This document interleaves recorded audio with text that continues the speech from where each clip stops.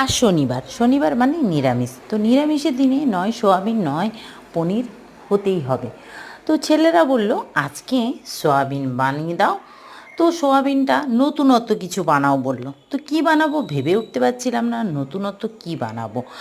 আর সোয়াবিনের অনেক রকম রেসিপি খাওয়া হলো, তো কি বানাবো ভেবে উঠতে পারছিলাম না।